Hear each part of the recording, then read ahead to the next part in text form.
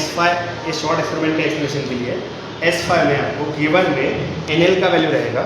अभी मैंने एग्जांपल के लिए लिया है, लेकिन आपको एग्जामिनर जो वैल्यू देंगे वो वैल्यू आपको NL का पकड़ना है। तो इसमें आपको करना क्या है, इसमें आपको एक ट्यूनिंग फोर्क दिया जाएगा, सिंगल ट्यूनिंग फोर्क वाला, ठीक है। उस ट्यूनिंग फोर्क का फ्रिक्वेंसी आपको पता नहीं रहेगा, इस फ्रिक्वेंसी का वैल्यू आपको फाइंड करना है यूजिंग द सोनोमीटर, ठीक है। तो इसके लिए आपको ये सोनोमीटर बोर्ड दिया है, ये दो ब्रिजेस है, एक अननोन फ्रीक्वेंसी का ट्यूनिंग फोर्क है, एक रबर पैड है, एक स्केल है, अंदर एक वेट अटैच किया है, इधर एक वेट अटैच किया है, that is 2000 gram total weight attach किया, ठीक है। तो आपको इस ट्यूनिंग फोर्क के लिए करस्पॉन्डिंग वाइब्रेटिंग लेंथ फाइंड करना है, जिधर आपको ये पेपर एडर है, पेपर एडर ये आपका जैसे इंडिकेटर है, जब इसका फ्रिक्वेंसी एंड इस वायर के वाइब्रेशन का फ्रिक्वेंसी मैच होगा तो उसका एम्पलीट्यूड मैक्सिमम होगा, जिसके वजह से ये पेपर एडर गिरेगा, ठीक है। तो आपको जस्ट रेंज फाइंड करना है कि कौन से रेंज में ये पेपर एडर नीचे गिरता है। हम लोग जस्ट जेंटली कुछ पर्टिकुलर डिस्टेंस रखा है अराउंड 12 या 13 सेंटीमीटर। हम लोग क्या करेंगे, इसे टैप करके जस्ट इसका स्टेम जो है इसका अदर एंड या लोअर एंड इसको टच करेंगे, ठीक है। पेपर एडर अगर आपका वाइब्रेट हो रहा है तो आपको ये डिस्टेंस ज़्यादा चेंज नहीं करना है, ठीक है। जस्ट फिर से एक बार टच करके ऐसे रखेंगे, पेपर एडर देखो अभी ज़्यादा वाइब्रेट हो रहा है। कौन से पॉइंट पे पेपर राइडर नीचे गिरता है वो हमारा इंपॉर्टेंट पॉइंट है, अभी भी पेपर राइडर वाइब्रेट ही हो रहा है।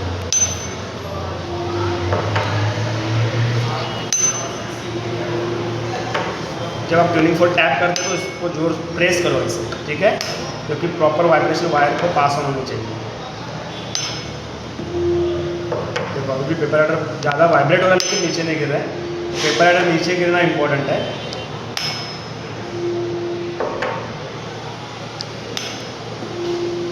ठीक है, तो इस पॉइंट पे पेपर एडर नीचे गिरा, तब ये आपका जो डिस्टेंस है, दो ब्रिज के बीच में जो डिस्टेंस है, that is the length of the wire, वो आपको मेजर करना है with the help of scale, 0 से इधर से एज टू एज। इस केस में वो मुझे 13.6 दिख रहा है, तो आपका 13.6 एक L1 हुआ। आप ऑब्जर्वेशन टेबल आपके सामने रखो, अभी जब वीडियो देख रहे थे तो NX आपका अननोन है, NX से जगह कुछ नहीं लिख रहे हैं, नेक्स्ट कॉलम आपका L1 रहेगा, उधर आप 13.6 एग्जाम्पल दिया, आप उस दिन जो करोगे वो कर रहे हैं। उसके बाद फिर से इसका डिस्टेंस 0.12 सेंटीमीटर से चेंज करो, फिर से पेपर एडर इस वायर के ऊपर रखो, फिर से उसी अननोन फ्रिक्वेंसी के ट्यूनिंग फोर्क से इसका जो लेंथ है जिधर वो पेपर एडर गिरता है नेक्स्ट टाइम, मतलब सेकेंड टाइम, वो आपको फाइंड करना है, ठीक है। अभी मैं उधर मैं पूरा नहीं बता रहा हूँ, ये अज्यूम करो कि इस पॉइंट पे वो नीचे गिरता है पेपर एडर, तो ये लेंथ फिर से आपको मेजर करना है, that will be your L2।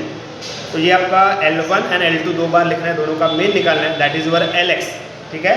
तो आपको फॉर्मूला आप देखोगे ऑब्जर्वेशन टेबल के नीचे NL/LX रहता है, तो ये NL का वैल्यू एंड LX का जो वैल्यू आपको मिला है इन दोनों का मीन, इन दोनों का डिवीजन करना है और वो लॉग एंटीलॉग से करके आपको अननोन फ्रीक्वेंसी फाइंड करना है। सो NX will be your M, तो वो आपको लिखना है रिजल्ट में और उसका यूनिट रहेगा हर्ट्ज।